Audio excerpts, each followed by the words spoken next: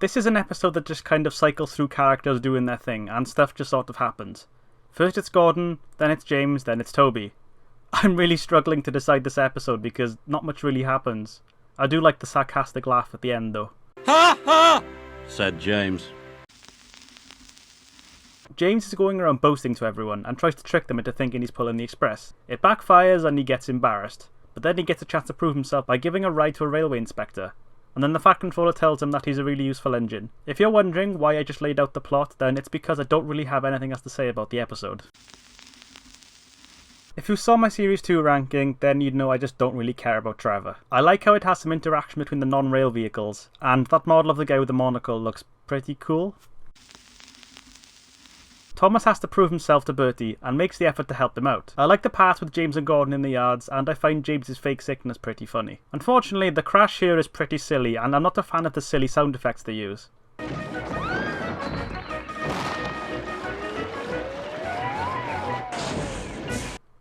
Remember back when accidents were a big deal? This one's more of a joke. For some reason, I have a sneaking suspicion that this may become a trend in later seasons. Thomas is paranoid that he may get replaced if he doesn't do a good enough job, which seems like a very real thing these engines could be afraid of. But it's all good because he proves himself at taking some kids home and saving the day. He comes off his track due to some warped rails that were being in the sun too long, which makes him worry about his passengers. Nice to see him being selfless, I guess. This is a pretty fun little episode. I love how Bill and Ben run away as soon as Boko shows up. Nice little bit of continuity there. The most memorable part of the episode is the animated cloud of bees that swarm around James. Especially the cartoon one that stings him. Seeing animation used for the first time like this in Thomas was definitely something unique. Not gonna lie, it feels kind of out of place though. And I would have preferred to have James's relationship with Boko explored more than the bees, because he has some real prejudice against him. And, you know, the whole diesel versus steam engines thing could have been explored more in that regard. Apparently, they didn't have the budget to make a model of the Flying Scotsman here, which is why we only see its tenders. If that's the case, then I reckon they should have just skipped out on making City of Truro and just made the full Flying Scotsman instead. Like with Edward's exploit, I believe this episode would have been a bit of a missed opportunity, not only in the production side but also on the writing. In the Railway series story this episode is based on, Gordon learns that his brothers on the main line have all been scrapped except the Flying Scotsman, and he's all that's left, which leaves him feeling really dreadful, and establishes that the age of big, glorious steam engines has basically come to an end. It's a somber reminder of what happened in real life, and the story did a good job of utilising it as a narrative. In the episode we just skip all of that because of course this is a fictional happy universe, and instead Diesel just tells Gordon that diesels are taking over. And that's it. Gordon feels annoyed the next day, but everyone just laughs it off. As soon as the Fat Controller reassures him that diesels won't take over his railway and that the Visitor only had 2 tenders for long distances, Gordon immediately feels better. I just feel like if they weren't going to use the actual story then they shouldn't have bothered.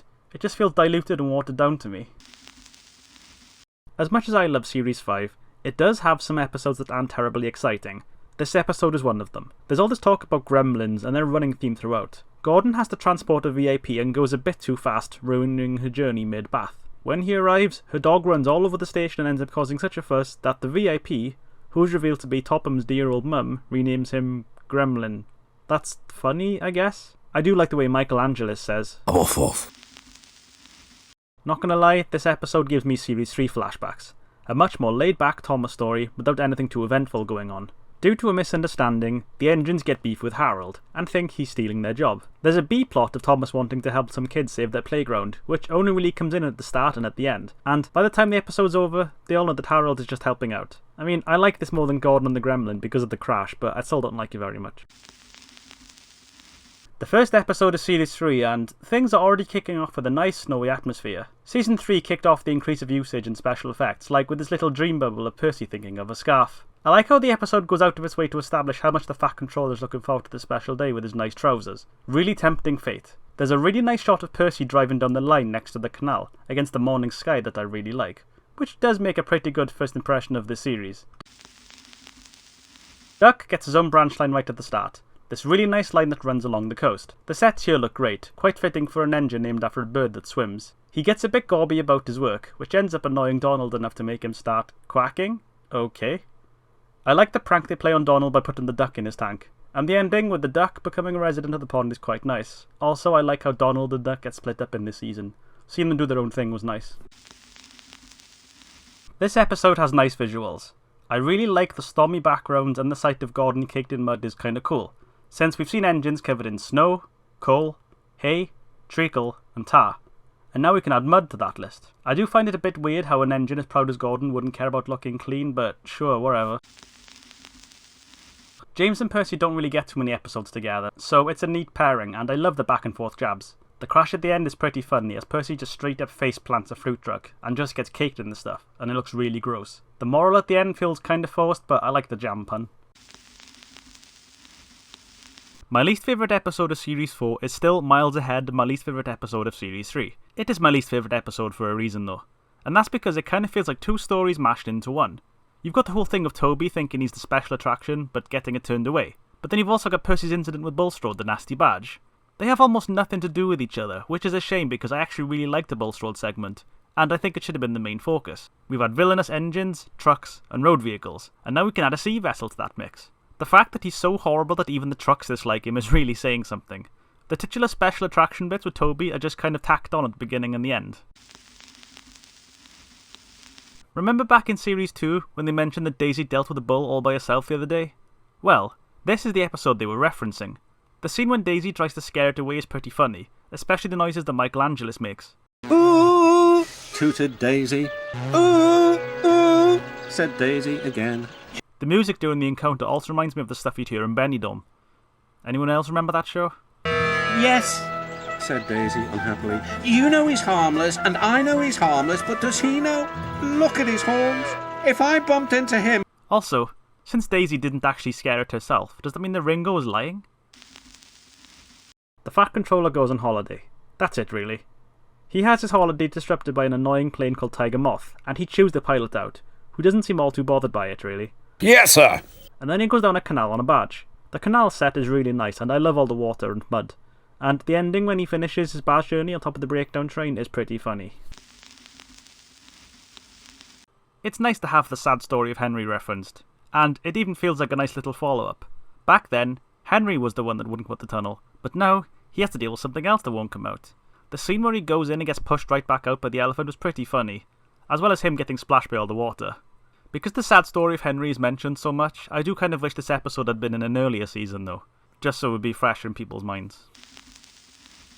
It's a nice little episode with Mrs. Kindly's daughter getting married, and Percy has to help with the good luck package. Old Slowcoat makes another appearance, which is always pleasant, and we get a bit of hot human on engine action at the end. Oh look, James is being pompous again. Woohoo! I do find something hilarious about the fact that upon finding out that Mrs. Kindly is sad since she can't see her sister, the Fat Controller takes the time to dispatch Harold to pick her up. I mean, would he do that if I was sad? Would he do that if you were sad? James takes Mrs. Kindly on a trip to a fairground at the castle, which is the same one that Toby found back in Toby's Discovery, so there's a nice little bit of continuity there. The scene with the three engines discussing their favourite station gets me every time, because of Percy's absolute zinger that he drops. That's why I like it, especially when you're there and not here saying I'm silly. Good night. The rest of the episode is alright. There's an incident with some boys in a ram causing trouble in the station, and I think they really missed an opportunity to have Michelangelo make a bar noise. I mean, these narrators have made funny engine sounds before, remember. History repeats itself with the Fat Controller's hat getting eaten, with a nice callback to Series 1. This is the final episode of Series 4, and honestly it's such a weird choice to end a series on. It's about a postman named Tom Tipper, who does a pretty great job, but has a bad day when his trusty van gets replaced by a bike, as a cost-cutting measure. It gets even worse when Percy's mail truck destroys his bike by accident, and you just have to feel bad for the poor guy. Having an episode revolve around a human character makes for an interesting change, but I'm glad they use sparingly, since it is the engines we're here for after all. This episode's pretty funny. I love Thomas and Toby's reaction to Stepney actually wanting to take the trucks out. And the whole incident revolving around Stepney accidentally going off with a cricket ball is super unbelievable but amusing. I like how you can see Bulgy in the background there. It's a bit like Bertie's chase but with Caroline and Stepney instead of Bertie and Edward. Unlike Series 1, I don't really have a hard time picking a last place episode here. I think Edward and Trevor's friendship is more interesting since they had similarities in being old and worn out, but when it comes to Thomas and Trevor, I really don't care that much. The harbour set is nice, and Thomas's low-key prejudice against the traction engine feels a bit odd. It's not a bad episode, but definitely my least favourite. Engines interacting with animals wasn't really something that happened much up until now, apart from that one time when a goat ate the Fat Controller's hat. Seeing the engines get embarrassed by cows of all things is hilarious, and that's all that really is this episode. That and Ringo Starr's way of saying moo just tickles me. Moo, she said sadly. Moo, said the cow. This is the introduction to Trevor the Traction Engine, who strikes up a friendship with Edward, over being old-fashioned and worn out. It's a nice little episode with two characters becoming friends, but I really don't like Trevor that much. Maybe it's his weird little tiny face or the, stuff he likes.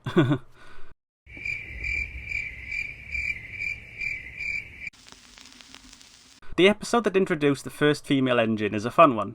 I especially like the character interactions between Daisy and the others. I love how when Percy first meets Daisy, his first reaction is just to ask the Fat Controller when she's going to leave. Okay, she's here now, but when's she going? Could she go soon, please? Watching her complain about things and try to act high and mighty while the others log on is great. Smack talking the other carriages and leading them to be so annoyed that they have to be taken away is brilliant. Also, this line. Feeble, feeble, spluttered Daisy. Having to pick an episode to put last hurts me, but I just had to pick James and the Express. I don't find the story very exciting, and I don't think there's really any visually interesting moments. It's just kind of James messing up and getting punished for it. The usage of a newspaper and a bootlace to kind of MacGyver fix together is kind of cool though. I really like the scenery at the start of this episode, but the whole plot of Thomas accidentally leaving his guard behind doesn't really do anything for me. The sight of him running down the track is amusing though, I like that. That's probably why it's above the last one, to be honest. It's nice to see Gordon getting humbled again, and James getting redemption is nice. But that's about it really.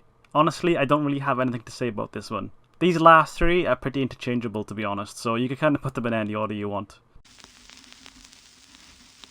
Now I can actually start talking about episodes I like a lot more. I don't really like the first half of this episode, with Gordon's incessant whistle, as much, but the second half, where Henry gets his window smashed by some little hooligans, and then blows a big puff of sooty smoke at them, is great. If it wasn't for that, then this episode would be lower, honestly.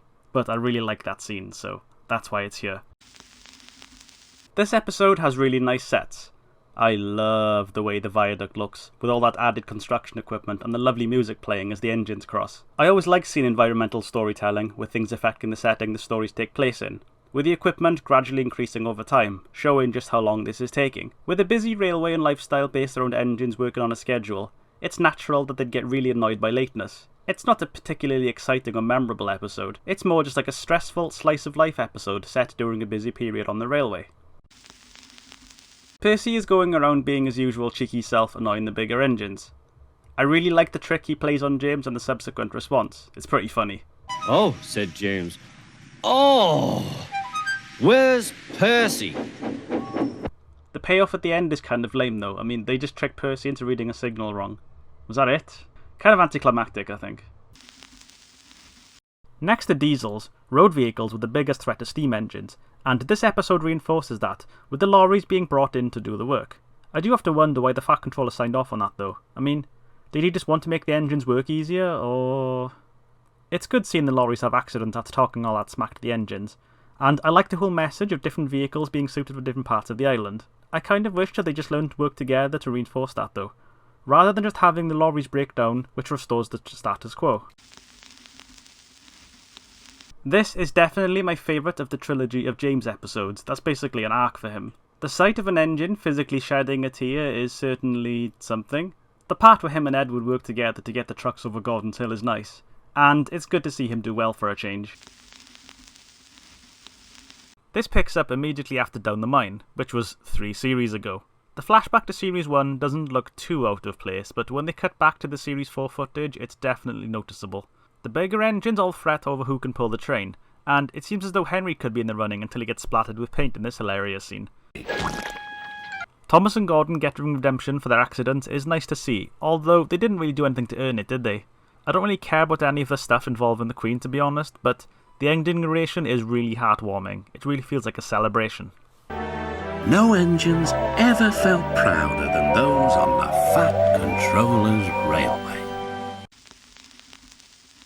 There's a nice callback to Thomas being frightened, which Percy teases him about, harkening back to Ghost Train. I like the sets in this episode, especially this yard where Percy has to stay, and a first look at the new docks. The nighttime scene is the best part of the episode, as Thomas drives off with the dragon as the spooky music plays. I can imagine this scaring kids, but I never found it that scary when I saw it when I was a kid. Diesel gets brought back for some reason to help out, much to the annoyance of Percy and Duck. I guess he got kicked out again after the Christmas party, but then came back. It's nice that they let him back for that little bit. I love how hurt Duck sounds when he's complaining to the Fat Controller about it. That's actually some quite good narration there. You said you'd sent him packing, sir. Diesel trying to intimidate Percy and Duck away from telling on him feels all too real. That's like proper manipulative tactics, that is. Yeah, you could tell him, but you don't want to be a goody two-shoes, do you? The scene where Diesel accidentally knocks his trucks into the sea is pretty cool, and I like seeing the harbour at night time. Christmas episode, woohoo! The snow sets in this season look wonderful again, especially this one with the castle in the back. That should come as no surprise by now though. The party at the end is lovely to see, it outdoes the first one, but why is Diesel there? Did he get invited back just for the occasion? Another thing, when Santa comes there's this line. Percy and Toby smiled. They knew who it was. This always intrigued me as a kid, because you'd probably just assume it means that they know it's Santa, but I took it as meaning that they'd actually been involved with this plot of Santa riding down on Harold, off screen, and they're happy that their work is being paid off. It's like, oh yeah, we did this, I hope everyone else enjoys it. Seeing an antagonistic human character was something new for the show, so it was quite interesting to see it here. It's a nice follow-up to Toby and the Stout Gentleman, and Toby getting a chance to work hard again on another railway is awesome. The sequel to the sad story of Henry, which those clickbait articles about how dark Thomas is seem to have missed. Henry gets to earn his redemption by working with Edward to rescue Gordon's Express after the Big Blue Oaf breaks down. I think he got out of the tunnel a bit too soon, but that's more of an issue I have with the original story than the episode itself. This episode has really nice visuals and music throughout. I really like the nighttime sets and misty bits, as well as the sunrise skybox the next morning. Percy and Harold's rivalry is pushed a bit further with more playful back and forth. The whole thing of Thomas and Percy having this designated shared job is something I find really pleasant. It's like their own little thing. This episode stands out to me based on a really weird line reading from Ringo here. Your ugly fizz is enough to frighten anyone, said Thomas. Why does he pronounce face like that? It's like he's saying fiss. Anyway, the hay scattered about everywhere makes for an interesting background whenever you see it. And the sight of Percy getting smothered in treacle and then hay is quite memorable. I love the winter sets. Sodor looks so pretty covered in snow. Seeing Thomas being straight up rude to other characters just tickles me, especially with how blunt he is. I'm Thomas, I'm pulling a train. What ugly wheels you've got. It's a fun little episode with some good moments. This episode has awesome visuals, with a stormy background and really grimy courtyards that remind me of Series 2. James is being horrible to everyone and boasts about being able to shove trees aside, but soon eats his words when he has to retreat from a falling one, with these nightmarish close-ups. It's nice how serious Thomas takes it, knowing that this isn't the time for mucking about. He's really grown up, hasn't he? Time for not only a Bill and Ben episode, but a Diesel episode. Though he isn't named here, we found out from outside material that his name is Derek. He seems pleasant enough, with a jovial little theme, but unfortunately does suffer from issues. The way the small engines interpret teething troubles as toothache is amusing, and it's good how they work together at the end. Christmas episode, woo! Yep, the sets look good as always, and I especially like the way the blizzard looks. Seeing the different engines encountering problems working in the snow sets up the situation nicely, as we know that Thomas and Percy will probably run into issues too. The stakes are higher than the previous Christmas episodes though, with the whole village needing to be rescued. Percy doesn't know who Santa is though. I mean, Okay, maybe he only knows him as Father Christmas and doesn't know that Santa Claus is another name for him. That's the only explanation I can think of. Unless this is set before Thomas and the Missing Christmas Tree? I don't know. Finally, an antagonistic road vehicle. Up until now, they've all been really nice, so it's quite refreshing to see one that's kind of horrible. I love how unabashedly mean he is. The guy even hates his passengers. I like seeing Duck and Olive interacting on the railway. And the implication of Bulgy having friends who are just as mean as he is something I'd love to see explored more. What does Yaboo snubs mean though? I have no idea. It's cool seeing real-life engines make an appearance on the show, and City of Truro's model looks great. Making all of these engines wasn't cheap, so I do have to wonder how much this one model that they used for this one episode set them back. Maybe they should have used that budget on Flying Scotsman instead. Gordon's jealousy over City of Truro is understandable, sort of, because up until now he's always been the best, and having someone show up, ever so briefly, to upstage him must have really set him off. I love how much he has to eat his own words in the episode. That not trusting dumbless engines because they're not respectable thing just tickles me. The episode that infamously caused Audrey to blow a gasket because of all the rules that it broke. If you're a purist, then you might side with him and join him in deriding the episode, but I think it's alright. It's got some nice visuals in the forest set, and making Henry love the trees gives him some establishing character stuff. He isn't in this series that much, so it's nice to see. The music throughout is really good, and it accompanies the sad scenes well. I like this episode mainly just because it's nice to see everyone. Having all the engines just going around doing things scratches that nice little fan itch. There's some cool pairings like Thomas and Oliver, and the part where he goes straight down the hill and through the crash is pretty funny. It's still got some of those silly sound effects, like that one crash in CD3 that I didn't like, but it's not as ridiculous, so it's fine. In my opinion, this episode should have been the finale. A celebration of the main engines all gathered in one place for the fans to see. One thing that really strikes me about this episode is just the offhanded way the yard manager talks about scrapping old Slow Coach. Old Slow Coach? She's been here for years. She'll be broken up when we find the time, he replied. We already know that things get scrapped on the island all the time, but there's just something really cold about this. He's just like, yeah, she's gonna die soon. Ah well, moving on. It's a bit of a stark reminder that although we see these as characters, at the end of the day these are still just machines that plenty of people on the island probably just see as tools to be used, and not characters with feelings. Anyway, the rest of the episode is pretty good, with a real sense of helplessness, as nobody really knows how to help Slow Coach. The scene with the burning hut are some good looking smoked effects, and it's nice to see old Slow Coach get fixed up at the end for use to house the stranded workmen. It does make you wonder though, if they were ready to scrap her despite her good condition, how long is she going to last in her new spot? It's been a while since we've had a nasty Diesel, so here we are. The Diesel is unnamed in the episode, but it's known as Class 40, and he proves to be a right piece of work. He's a proper git, talking about how horrible the place is, and how all the engines should just be scrapped so Diesels can take over. Funnily enough though, all of his points about how the workmen having to spend hours fussing over the engines to get them ready is probably true, and knowing real world history, this is pretty ironic since Diesels did in fact take over. One problem I have with this is that it wasn't really the engines that taught him a lesson deliberately, it was the wind that blew the bowler hat into the Diesel's air intake and caused him to break down. If that hadn't happened, then what would they have done? I guess the message was that Diesels aren't infallible and can break down just as easily as steam engines. Disgusting! I said earlier that Thomas and the Special Letter would have been a better finale than Mind That Bike, but I also think that this might have been a nice finale too. If you take Stepney's 3 episodes as the 3-part finale, I think it fits. Saving an engine from scrap to give him a new home, having Thomas make a great new friend, and then proving to Diesels that steam engines are still worthwhile, would have been a great way to cap off the series in my opinion. But what do I know, I'm not a writer.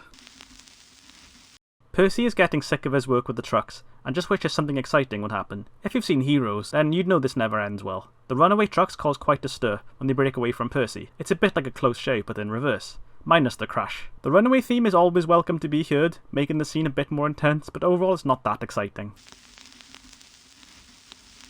I really don't understand the beginning of this episode. Everyone's teasing Sir Handel over his steamroller wheels, and then when he tries biting back, they come up with a plan of making him see sense? I mean, I know it's just set up for the main event, but I find it a bit weird because they were the ones who started teasing him in the first place. What lesson is he supposed to learn? Is it because he actually thought they were jealous of his wheels and needed to know that it wasn't the case? I don't know. Anyway, I just love how awful George is. He just absolutely hates railways, and even makes a little repetitive song about it just to prove his point. Bless his cotton socks. The little rivalry between them is really fun to watch, and I used to love recreating their little road squeeze with my Urtles as a kid. Though the episode ends with Sir Handel being embarrassed by a couple of kids, I think it would have been much funnier if it ended with him thinking he'd made George go away, and the other engines feeling like their plan backfired. Give a little victory to Sir Handel. Accidents and crashes are always a delight to witness in this show, and this one is no exception. It's not a devastating accident, believe me, we'll get there, but seeing Gordon roll into the ditch is cool. The nighttime rescue scene is atmospheric as hell, and I always found the shot of James so creepy. It's a Christmas episode, woohoo! As I already said, I really like the winter sets, and the final scene at night with the party itself just looks lovely. The flashback to an event we'd never actually seen before was a bit weird, but oh well. This feels like a Series 1 episode with a newcomer to the line causing a fuss and getting punished for it. We rarely get to see the narrow gauge engines and sets at night, so this episode gave us a really nice glimpse of that. It's here where Scarlowy first meets his younger colleagues, and straight away Sir Handel goes about complaining. It's a wonder Peter Sam even puts up with him, but I guess he's used to it. Scarlowy even picks up on that and feels sorry for the poor bugger. The fact that Gordon of all people was taken aback by just how pompous Sir Handel is just says it all really. Brilliant. Most of this episode is really somber, with Henry suffering from bad coal, while other people just continue to give him a hard time. The situation seems really dire, until a handy solution is found. Welsh coal. As a Welsh person myself, I can't help but feel proud. Stepney is having a good time on his new railway, but the line isn't very long and he wishes it was longer, because it's stifling his desire to have a good run. Luckily, the Fat Controller agrees to have him on the railway for a bit. And I like this because it's quite realistic, since, while Stepney is grateful for his rescue, he's not automatically going to be happy all the time and still wants more. It's really human. Engine? Thomas's dislike towards Stepney because he's jealous is fun. He's got a lot to learn. There is something hilarious about the fact that he gets pulled out of his jealousy by Stepney bringing up his ego. Not sure if there's meant to be a lesson learned there or what. It's a nice follow-up to Daisy's introduction episode, and I really like the trucks being annoyed by an engine unfamiliar to their turf, ordering them about and retaliating for it. It adds a sort of nice little social structure to the trucks that we never really see. The crash at the end is awesome, and if we assume that the brake vans are sentient, did Percy just accidentally kill it? Percy sighed. The trucks groaned beneath his wheels. Oh, I guess not then. The end of the episode is a bit odd, because it offhandedly references something from Bullseye's, an episode from a later season. If you were watching this in chronological order, then you'd have to pause this, quickly go watch Bullseye's, then come back and resume this one. As much as I like parts of this episode, I can't help but feel like the pacing is really weird. Okay, so it begins with Thomas being unwell and getting carted off, so Duck takes over his work, which by itself would have been a fine episode. I would have loved to have seen Duck spending more time on Thomas's railway, doing everything he does. Travelling down his branch line, working with Annie and Clarabelle. It would be a nice little, oh, here's this engine doing the stuff that this other engine usually does. You know, spending some time in his shoes. But then after about 2 minutes, Thomas is brought straight back. And it said that he was jealous but quickly got over it. Again, this is something that would have been fine as its own episode, as Thomas tries to come to grips with the fact that someone else can do what he does, and he learns to accept Duck. I mean, they barely have any interactions as there is. So that's 2 stories crammed into one there, I think. But then, it's after that that the actual runaway happens, as his time in the works has affected his brakes. Look, the music here is awesome, and I love this build-up to the iconic runaway theme. Suddenly, he felt his wheels begin to move. He tried to stop, but he couldn't without his driver and fireman. He tried to whistle a warning, but he couldn't do that either. The guard, driver, fireman, and passengers were all stranded on the platform. But I hate how it only plays for a few seconds before it immediately cuts into Harold's theme. So as I said, this is an episode that has really weird pacing, and it feels like 3 different stories mashed into one. And I think it suffers for it. Those 3 stories could be great by themselves, but mashed into one? Haha, the name of this episode is a pun. He's up to his old tricks again, giving Renee and Scullowy grief. It's a shame he doesn't have any interactions with Duncan, because I think they'd be hilarious together, to be honest. It's almost heartwarming to see him in his element, actually enjoying himself, paving over an old derelict branch line. Whose branch line was this? Is it one we've seen before? Who knows? He does an obscenely bad job, and ends up causing Thomas to crash into a ban. And not only that, makes Gordon crash too. Can trucks fly like that? Who knows? Peter Sam is like the polar opposite of Sir Handel. While the Blu-ray absolutely refuses to work, the green one bloody loves it. And loves it so much that he gets excitable and he winds up causing issues. Then there's that nightmarish sight of Henry wearing Gordon's face that just looks wrong. So wrong. I really like the narration in this one, which is why it's higher. The "what happened then, no one knows" part just gets me. Something about it just seems so playful and mysterious. The whole thing of Thomas just somehow forgetting his train and running off is silly, but, I like it, it's fun. The sets here are lovely. I mean, yeah, it's snow. And having Donald and Douglas save Henry to earn their redemption is great. The engines consistently getting the pronunciation of deputation wrong is also hilarious. A depistation, desperation, disputation. This line always weirded me out as a kid though. Hi, squeaked Percy. I can't. I thought Percy was just saying hi. Is he saying I? As in me? What? The first episode of Series 2 is pretty good, with that opening shot accompanied by the familiar yet updated music, doing a great job of introducing us to this new series.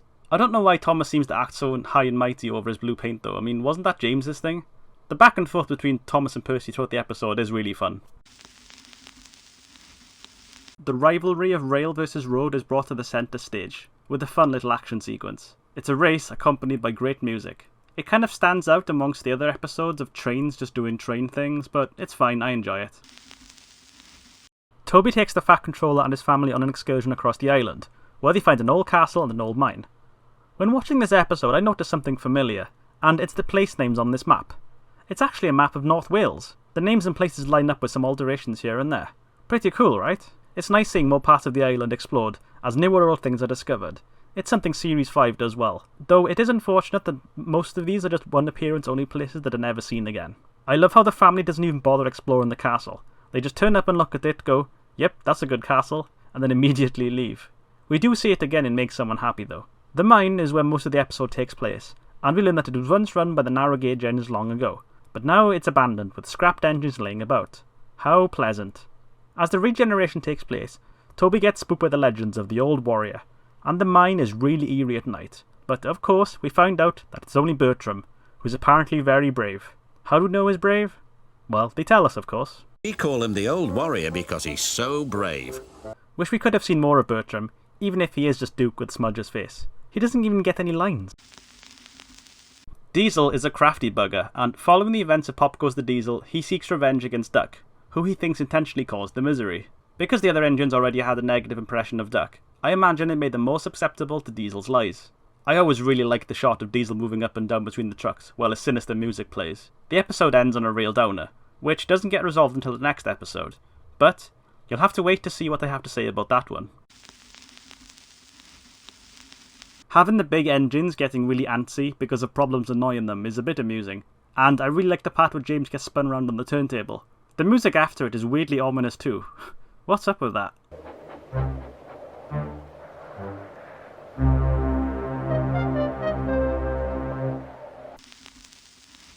The Fat Controller is an important figure on this railway, so it's cool to finally have an episode where he's the main character.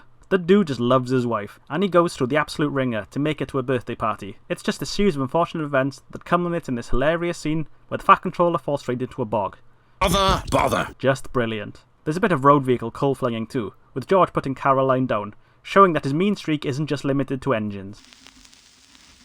Every series has a snow episode, and here is Series 5's. The snow sets look lovely, and the sight of Percy covered in the snowdrift looks really comical. Most of the episode is told as a flashback by Rusty, telling the story of an incident on the Skarloey Railway. The way Michael Angelis does the truck's voice here sounds downright demonic. Break it! Snap it! Shouted the trucks. The avalanche scene is really climactic, as Skarloey gets buried, and I'm not quite sure if it's accurate for an engine to get encased in ice like that, but it is still a funny sight. I really like Mavis as a character. She's young and annoying, like a younger sibling for Toby. Always putting her trucks in the wrong places, which just gets on Toby's nerves. I like to think she does a lot more annoying things off screen. Also, her vocabulary. Fiddlesticks. The quarry set is really nice to look at, and I really like the snow in the background and some parts of it. Diesel just sort of pops up out of nowhere. I guess he just got sent here. There's a rivalry here stoked between diesels and steam engines, which seems really odd because Toby was the one who kicked it off by claiming that only steam engines can manage trucks. I always thought Toby was really nice. I'm not sure where that came from. This is the first episode of Series 5, and what an introduction it is. Cranky is a really fun new character, and I love how he both literally and figuratively looks down on the engines. The nighttime scene where the engines huddled in the shed during a storm is just spectacular. I love all the weather effects. The old tram steamer splashing into the docks and causing a collapse is really well filmed, and a sign of things to come. This isn't your daddy's Thomas and Friends anymore. The episode that introduces Percy the Little Green Engine. It's a fun time, seeing him annoy the bigger engines. I especially love the part when he wishes Henry. Look at that expression. The part in the shed with the other engines covered in sheets always intrigued me as a kid. Who were they? Obviously it's just the other main engines covered up, but in-universe they're their own characters. There's probably loads of fan fictions about those. This episode is memorable for introducing the first real villain, Diesel. He's really smarmy and sly, immediately trying to get into everyone's good books, but Duck sees right through it. His smug aura is so powerful that Duck's eyebrows come clean off here. The scene at the end when Diesel is struggling with the trucks is extremely unsettling to me, with him moving back and forth straight into the camera, especially while growling, wearing that face. Honestly, nightmare-inducing. The crash in this episode is really fun and memorable. Gordon is mouthing off about how great he is and just wants to show off what he can do. But the station he stops at has a really boring view, which just makes him even more cross. After going to the works and getting mended, you think he'd be free of problems, but something inside him gets jammed, and he careens ahead at full speed, crashing straight through the station wall to hang dangerously over the other side. His wrecked model looks really cool, with his buffers all askew and his wheels hanging off there. Not only that, but the humans are injured too, which is something we rarely see in the series. Remember back in Percy Takes the Plunge, when Percy was telling Bill and Ben about that one time he braved bad weather? Well, here's where we actually get to see it. There's some Series 1 footage here of Thomas travelling down Toby's line, which doesn't look too out of place since I think they brightened it up to fit this season's look. Percy-centric episodes are usually a real treat, and this is no exception. Having him try to deal with the flooded track. The stormy weather here looks awesome, and it's why I wish they'd kept Edward's exploit until this season or a later one. Also, the storm theme is really good. Not really a huge fan of the music style of this series compared to Series 2, but it sounds great. I kind of had to put this and Grandpuff next to each other because they're technically two halves of the same story, but in the spirit of ranking, I do prefer Grandpuff over this one. I really like the idea of there being a hardcore group of enthusiasts who just really want to find Duke, and the montage of them travelling all across the railway to find him is great. I like to think that they found loads of cool relics of the old railway while searching. The scene when the guy falls on Duke and the engine immediately assumes he's a vandal is lovely because I don't think he even realises how much time has passed. He just went to sleep and then woke up. The ending with everyone reunited is so heartwarming. This is the first episode of Series 4, and our introduction to the narrow gauge engines, which is probably what Series 4 is most well known for. The episode is framed as a story being told by Thomas, which was probably just put in there to immediately establish the present day cast, so kids knew this was the right show. It's a great introduction to the narrow gauge railway, with Duke, Peter, Sam and Sir Handel, although back then they were Stuart and Falcon. Imagine seeing this as a kid for the first time. It must have been absolutely mind-blowing getting a glimpse at a completely separate railway, with none of the usual engines there. It's a really pleasant episode that establishes the trio. They're like a little old family that would only grow bigger when the other engines would be introduced. The story of Smudger is a really dark cautionary tale of what can happen to engines who misbehave on the railway. We never actually find out what happened to him afterwards. Was he scrapped? Did they leave him there and he got buried at the mountain? Who knows? The ending where you find out that the railway fell on hard times is just really somber, and the montage, accompanied by the sad music, really sells it. Duke just being left in the shed like that is really cold, especially considering that the workmen knew these engines are sentient. The way time is shown passing by the mountain, gradually burying the shed, just hits you right in the heart. Excellent environmental work there. A brilliant start to Series 4. If you're wondering why this episode isn't higher, it's because that not that much really happens in the episode itself. It's more like a montage through time on the old railway, with some stops along the way. Oliver and Toad are a great pairing, since they're partners at all. And as was the case with Stepney, Oliver just wants a nice long run. He gets his wish granted one night when he gets to work the mail train, allowing him to go on a long journey. Due to a sleeping signalman, he gets sent down an old abandoned line, leading him to crashing into a long-forgotten shed. As someone who enjoys urban exploration and finding old things, I did really like the rundown old building sets, and the Fat Controller having knows about, because that's exactly what I'd be doing too. The twin terrors Bill and Ben are introduced here, and they're a joy to watch. They're like irritating little 10-year-olds, really naive and playful, and they also annoy each other. The Clayworks isn't a set we see often this season, and it's a shame because I think it looks great. The suspense of the build-up to reveal the Diesel is really well done, with that music and camera work, but it turns out to be a nice subversion, when it's revealed that Boko is actually really pleasant. This episode has some really good camera work that reminds me of Series 2, which is always a plus. Mavis is still reeling from her shaming from the last episode and thinks she knows best, so she doesn't listen to Percy's advice. She travels down Toby's line, which seems innocent enough, but wants to keep pushing it. This leads to asking the trucks to bump her, which as we saw last season, never ends well. Unfortunately, Toby turns up to take the trucks instead, but the trucks decide that they're still going to bump in regardless. Oh hey, it's the runaway theme. The bridge over the river is a really cool set, even though it looks like it hasn't been maintained in like 10 years. The scene of Toby trying to cross the extremely perilous bridge is one of Series 3's most memorable scenes, and he probably would have fallen in if not for Mavis. Yay, a Bill and Ben episode. I love seeing these two get up to all sorts of mischief. When I was a kid playing with my Urtles, I used to try and recreate the yard set out of whatever toys I had laying around. Look how tired the fat controller looks here. It's like he's had no sleep at all, the poor bloke. The scene where they collide on the track and push back against each other with a western whistle is fun. It forced the Bowcoat to get them to make up like a concerned parent. I really like that character. It's time for Toad to have a spotlight episode. This one is really fun. Toad is jealous of seeing everyone else happily moving forwards, since he only ever experiences journeys from backwards perspective. This makes the other trucks annoyed, since they think he should be grateful for all the work he already does, and decide to teach him a lesson. They break away from Oliver and roll away at top speed, with Toad at the front, finally fulfilling his desire of travelling forwards in this fun chase scene. William Tell's overture is mixed in wonderfully with the runaway theme, and the different engines' reaction to Toad thundering past are amusing, especially James's. What was that? Exclaimed James. He goes from being confused to enjoying himself, then being scared, as he realises there's most likely an accident imminent, which thankfully proves to be non-fatal when he plunges straight into a muddy pond, bubbling about, like his namesake. The narrow gauge episodes are all set in present day by now, and here's the one that introduces Skarloey and Rheneas, although only Skarloey really gets to do anything. This is the first time we see a narrow gauge engine interacting with the bigger ones, and as a kid I genuinely had no idea that there was such a size difference until I saw them together like this. Sir Handel's mishap on the Lime Sheep is actually pretty funny, and Skarloey taking over despite not being fully ready is some great stuff. The fact that he was able to finish his journey in such a state is so impressive. Well done, that man. Wonderful sets are all over this episode. The harbour looks really nice and the regatta is great. Duck wishes that he could sail far away like a duck, I suppose. But Percy doesn't think anything of it. Duck is entranced by Harold's ability to fly around and see beyond the horizon. He's just like, whoa, I want to do that. He spends the episode talking about how he just loved to fly or sail away. But Percy continues to keep him grounded in reality. During an incident of helping transport a wounded gentleman, Duck learns that even though Harold can fly about and have fun in the sky, there's still things he cannot do, and thus it falls to an engine to do his bit on the rails. The final shot of the episode is wonderful, and the episode has a really nice message about knowing your limitations, still having goals, but also knowing where you're needed most. This episode is weird. It's like a redo of Escape, but it makes a bit less sense. Once again, the railways need another engine, and Rusty gets the bright idea of getting one from where Douglas found Oliver. Rusty's an awesome character, and I really like seeing him do stuff. I really like the little montage of him finishing his work and travelling to the yard. The ominous way the Diesels speak to Rusty is spooky. They're like some weird otherworldly guardian of the yards or something. Especially this line right here. Where is he going? They hissed. The sight of Stepney standing amongst all the scrapped engines is a really grim sight, but at least his driver is keeping him company. The music and scenery as they travel down the line is wonderful, very cinematic. The biggest issue is the fact that there just happens to be a narrow gauge line that goes all the way to the other railway, which I'm pretty sure is on the mainland. I get this is all fictional and stuff, but come on. You just have to suspend your disbelief just a bit further here, but I think it's a good episode.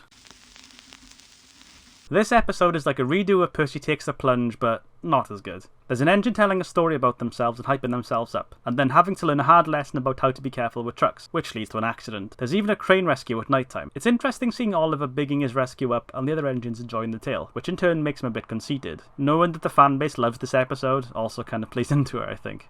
He's like, yeah, wasn't my introductory episode awesome? Yeah, it was great, wasn't it? He knows. Pretty much every character has had an experience with trucks by now, and this time it's Oliver's turn to feel the pain. I really like the part where Duck is about to explain to Oliver what to do with trucks, but Donald interrupts him because he knows Oliver needs to learn the lesson by himself. He knows exactly what he's doing. The accident scene is pretty great, seeing Oliver try his best to push back against the trucks, and his happiness at apparently winning is cut hilariously short by almost immediately going into the turntable. I love the scenery in this episode. The whole narrow gauge area of the island looks amazing, and I could probably say this for every episode set here, but I thought I'd say it here. The castle next to the river looks fantastic, as well as the forest road. Just lovely. Stuart spends the episode trying to poke fun at Duke for being old, and joking that he needs help. Duke proves that he may be old, but he's still more than capable of pushing as well as any other engine. The scenery here on Toby's line is great. I especially love the shots with the ruined castle off to the side. This is a really sad story, and part of an unfortunate reality that railways were faltering next to roads.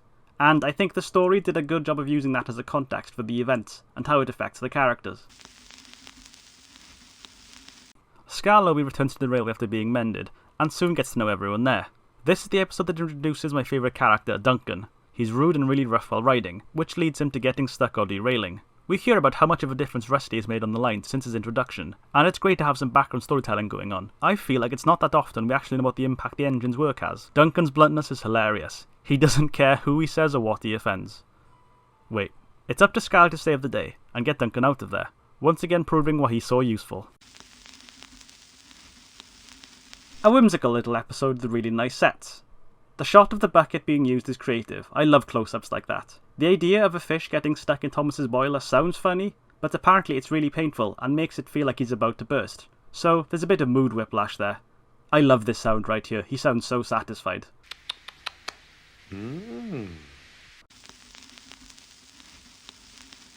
Is it blasphemous putting the very first episode in 9th place? Maybe, but I don't really care since this is my list. It serves as a great introduction to the main character, and maybe the most prominent cast member, and it's ingrained in the nostalgic memories of kids everywhere. This episode is a nice callback to Thomas Goes Fishing, and also feels like a sequel to The Flying Kipper. Like I said, the narrow gauge sets of the series are lovely, but the standard gauge one gets some really good showings here. The harbour set at night looks spectacular, with all the steam, lights, and boxes laying around, harkening back to that scenery that I loved in Series 1. There's some fantastic camera work in this episode, with the long shot of Henry departing with a flying kipper being a standout. I really like the way Duck and Henry's themes are mixed in together too. The crash is also pretty good. The original story that started it all, and established Edward as one of the best characters. It would feel wrong to put it below the top 10. It's a simple little story about one engine working really hard, and showing that he'll never give up despite his age and smaller size. A really good message. The fan favourite Duck has his first appearance here, and he makes quite a stir.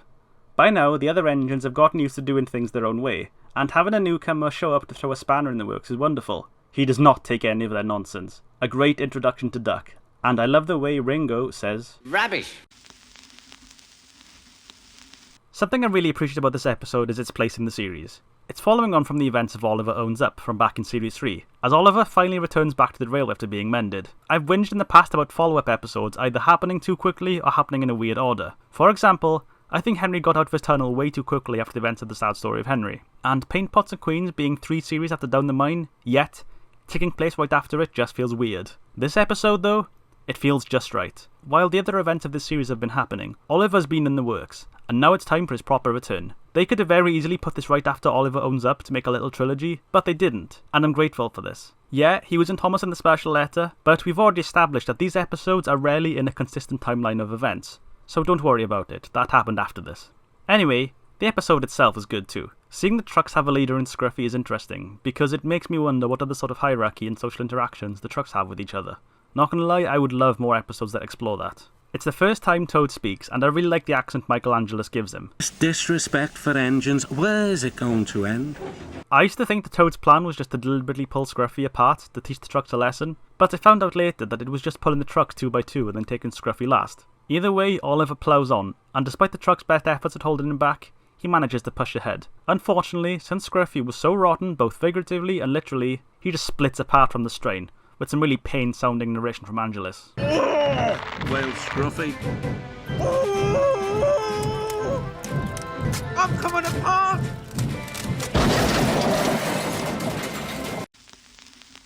This is a really exciting episode, and it starts with a nice little jingo from Ringo that I sometimes hum to myself. Oh dear, what can the matter be? Sang the fireman, Johnny so long yet. When Bertie shows up and Edward's driver explicitly says that there's no need to bother with him, I find it amusing because of how on the nose it is. It's like, oh yeah, he definitely doesn't have our passengers or anything. Boy, wouldn't that be inconvenient if he did. The chase that follows as Bertie races to catch up with Edward is really fun, and having the bus as the star of the episode is awesome. I swear, having the first 3 episodes grouped up together like this is not intentional. Having an episode not have a happy ending was a bold move, and I can imagine viewers being shocked. Of course, if you know what comes next, then it's no big deal, but still.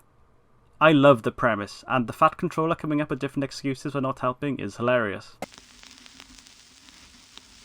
As much as I like this episode, I can't help but find the placement of it a bit weird. Okay, so hear me out. Grandpuff introduces us to the old railway and the engines that live on it, and then at the end of the episode we see the railway closing and Duke going to sleep in his shed. Sleeping Beauty follows from that, and in the present day with Duke being rescued. Now, here in the third episode, we're going back to that period of time we saw in Grandpuff, when the railway was busy in the olden days. Is it just me, or would it have made more sense to have this episode come first, maybe? I mean, considering Grandpuff involves essentially seeing the end of the old railway, well, pretty much the entirety of Bulldog is set during the heyday, I personally think it would have made more narrative sense to have Grandpuff be the final episode of all the flashback episodes. If we're going by timeline order, then you have to see the first half of Grandpuff, then Bulldog, then the second half of Grandpuff, then Sleeping Beauty. Am I crazy?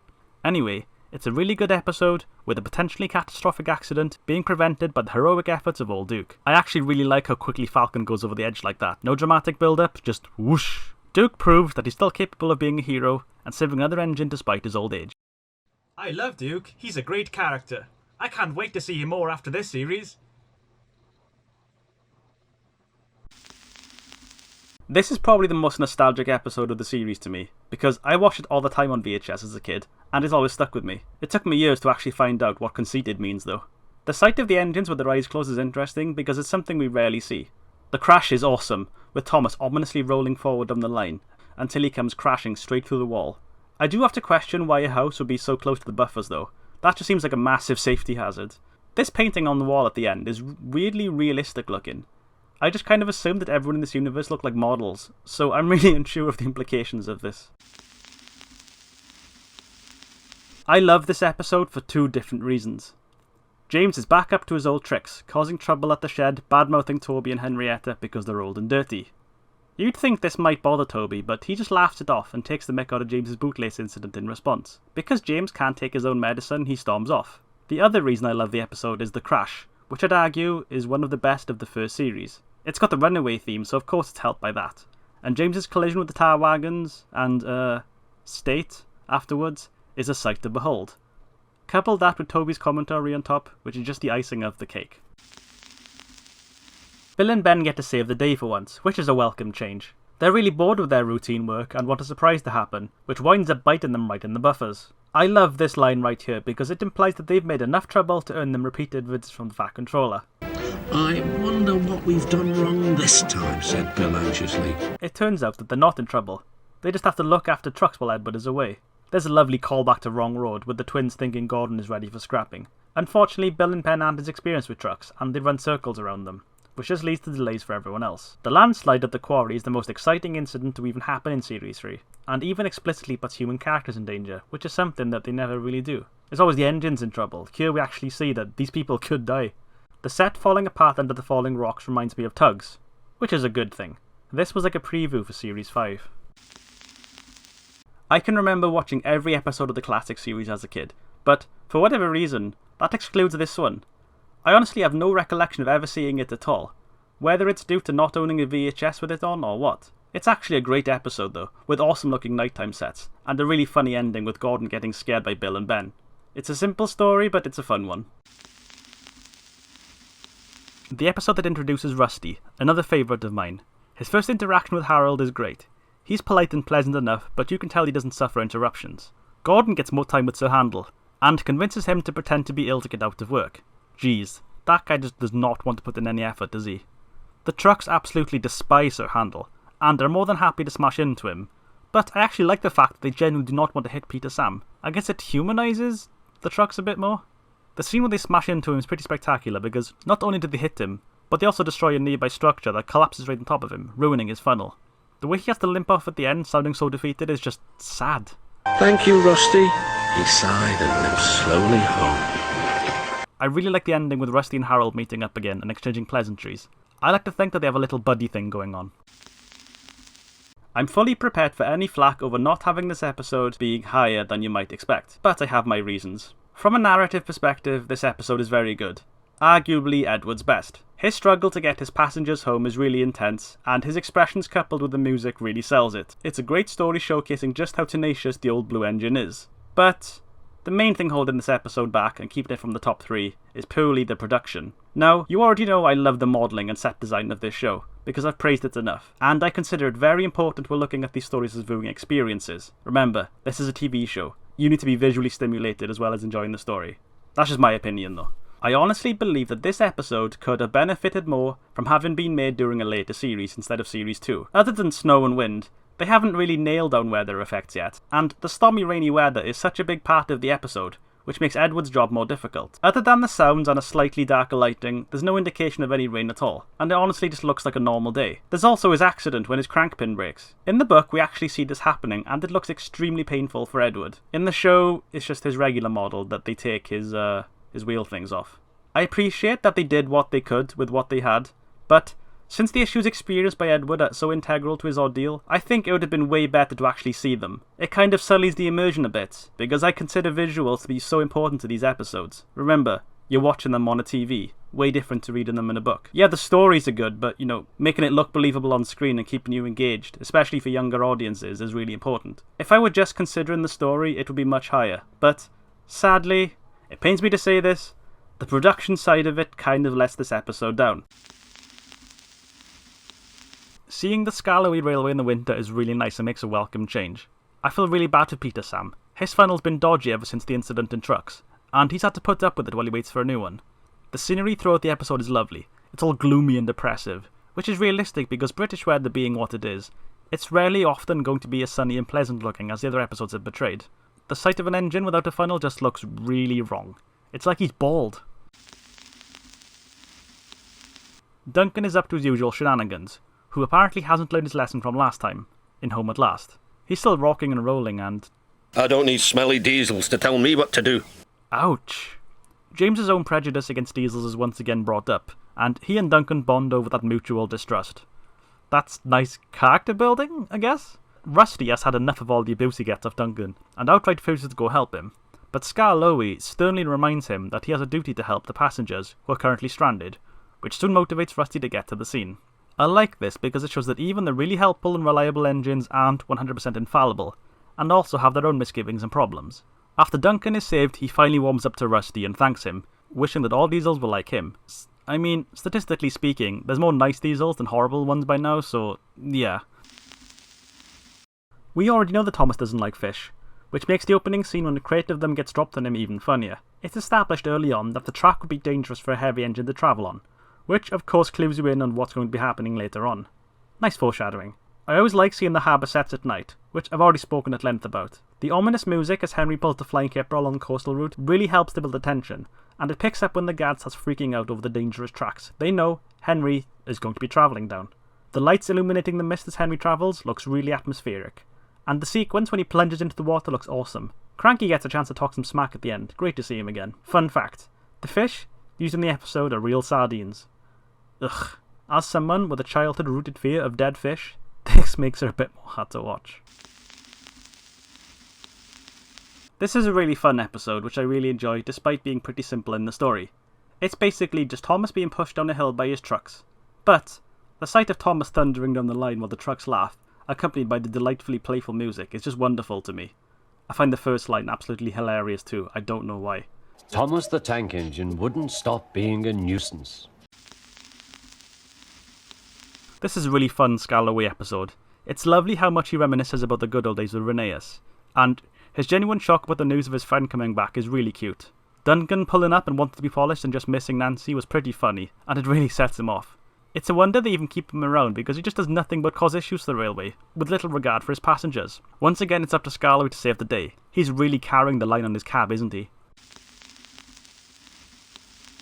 One of the most iconic episodes of Series 1 with a pretty awesome accident. Thomas getting really cocky and going straight down the mine was really well crafted, and I like the little lore sprinkled in about the mine being from years ago. Season 1 doesn't really have too much in the way of establishing facts about the island, so it's nice to hear. It's a bit weird that this episode's direct follow-up wouldn't be until Season 4, with Paint Bonds Queens. So, if the show has a timeline, then it's a bit all over the place. Also, fun fact, this episode was based on a real accident that took place. The engine that was buried in the mine is still down there, and people have tried looking for it. I just find that really interesting. This episode traumatised me as a child. Whenever Boulder was on screen with that face, I just... Ugh. The somber music really fits Boulder as this mysterious rocky sentinel that sits high above the mountains looking down on everyone. And is it just me or does this little music ditty that plays on the face reveal sound like the PS1 startup sound? The chase scene is just non-stop chaos, with crashes and engines running for their lives. And it's here we get the ever-famous Yikes! from Michelangelis. It culminates in Boulder just narrowly missing Percy and colliding with a shed, which then of course explodes. Just epic stuff. The lack of music throughout the chase is really noticeable.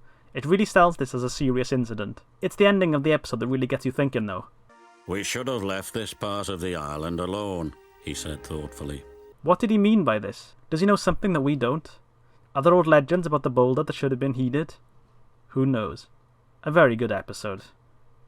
Oh, and Thumpo was there too. Percy's runaway scene is really intense, especially because you have no idea whether or not he's going to end up derailing or hitting something. The music makes it that much more intense too. The shot of Gordon coming straight at Percy and then stopping right in front of him absolutely terrified the pants off me as a child. This is the first of Series 5's scary episodes, and I hear it really scared fans as kids.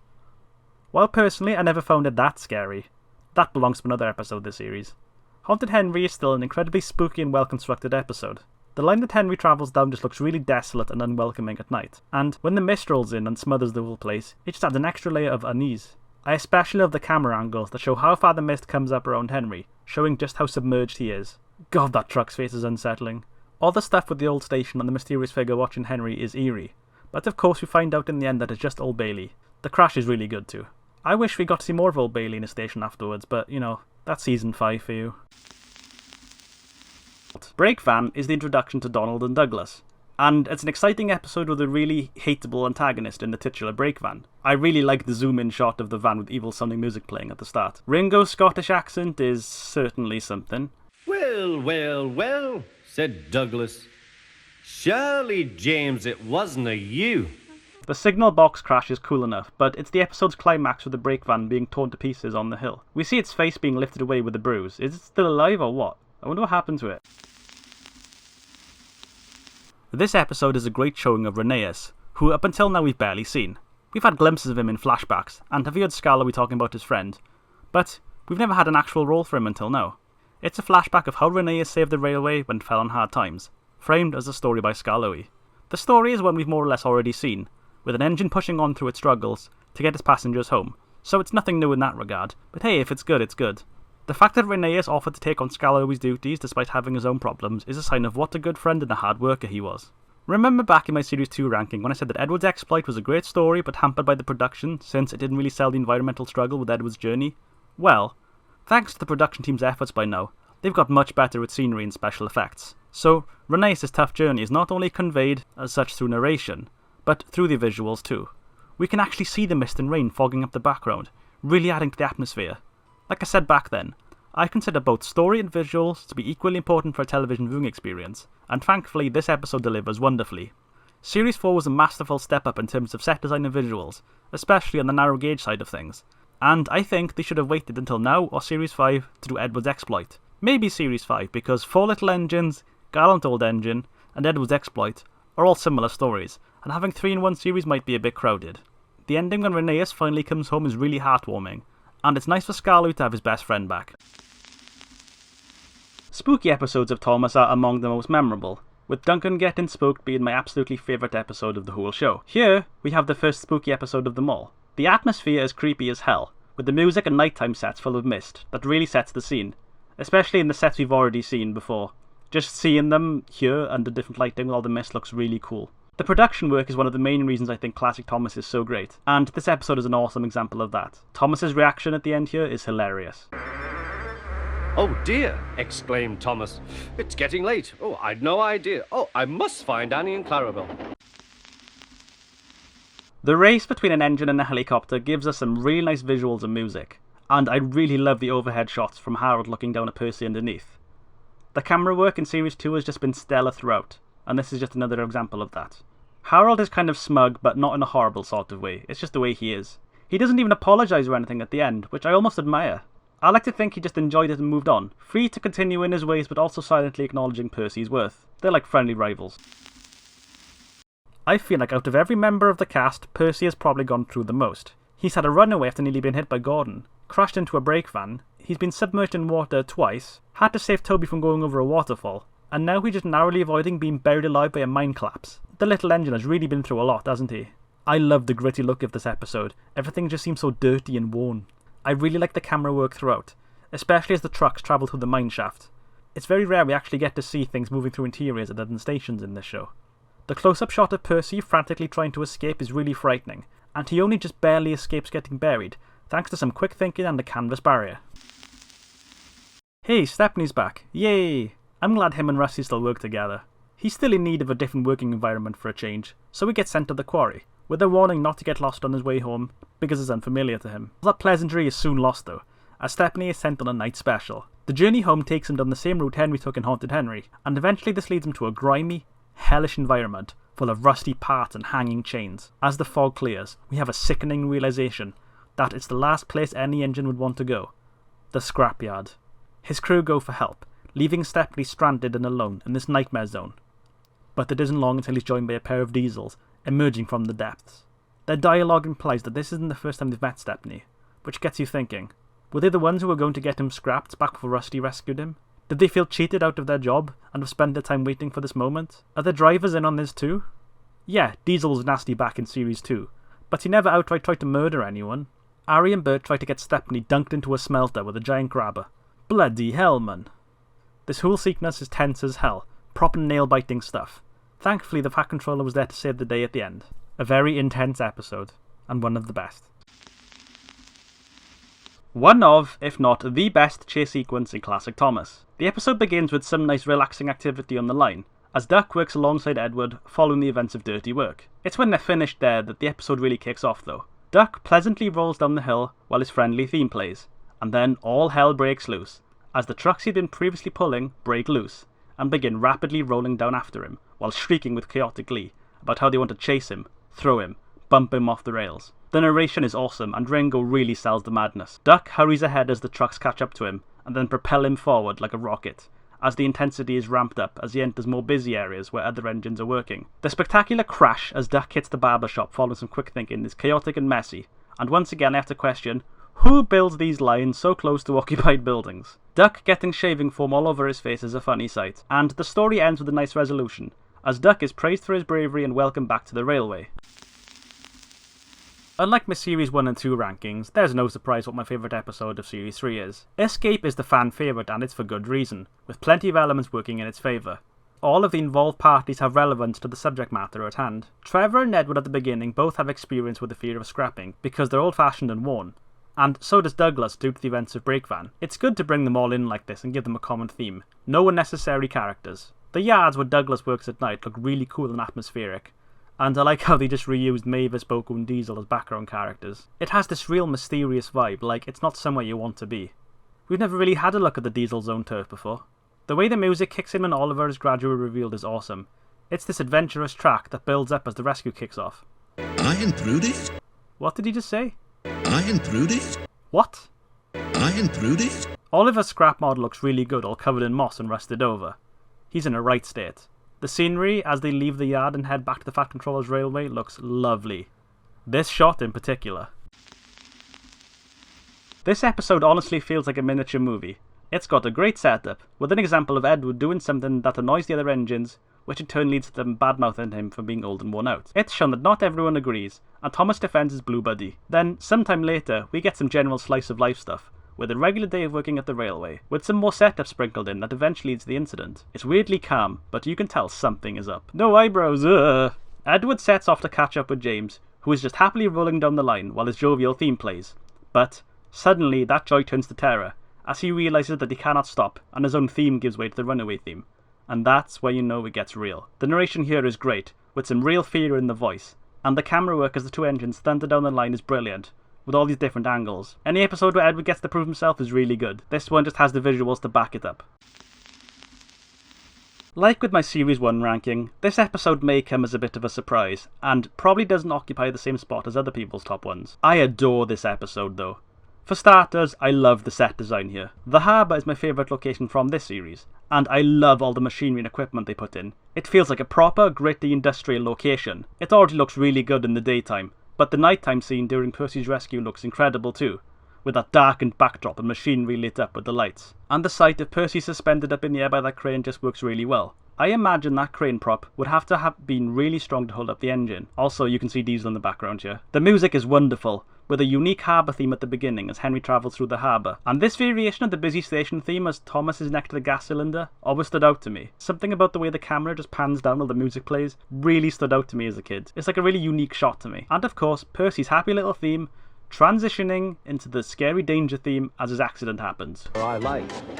Every wise engine knows that you cannot trust trucks. Ooh, that transition was really good. The story is great, and has a really nice callback to Down the Mine, as Thomas advises Percy about danger signs, using his own experience to advise Percy. Naturally, Percy has to find out the hard way, and decides to instead tempt fate by actually asking the trucks to bump him past the board, thinking he'll be able to stop when he wants. Of course, this doesn't work out for him, and he rolls straight into the sea, which looks a bit like really thin gravy. Unfortunately, there's another instance here of another story being referenced that we haven't actually seen yet, when Percy mentions the events of Percy's promise to Bill and Ben, which we wouldn't actually see until the next season. This means that currently the timeline of events looks like this. The story may not be as impactful or interesting as, say, Edward's exploit, but it's good enough, and all the other parts of the episode really makes up for it on all fronts.